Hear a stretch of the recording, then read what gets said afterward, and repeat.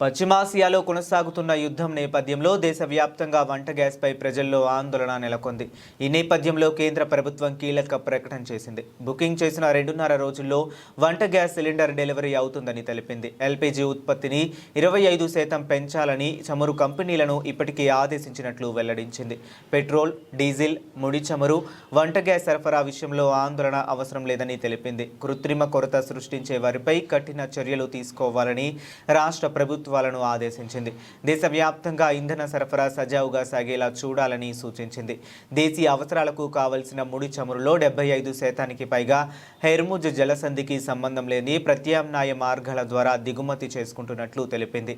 Black మార్కెట్ను అరికట్టేందుకు చర్యలు తీసుకోవాలని రాష్ట్ర డీజీపీలు, చీఫ్ సెక్రటరీలను ఆదేశించింది. గ్లోబల్ షిప్పింగ్ మార్గాల్లో ఆటంకాలు ఉన్నప్పటికీ భారత్కు ముడి చమురు దిగుమతులు నిరంతరాయంగా అందుతున్నాయని కేంద్ర పెట్రోలియం శాఖ జాయింట్ సెక్రటరీ సుజాత శర్మ బుధవారం ఒక ప్రకటనలో తెలిపారు.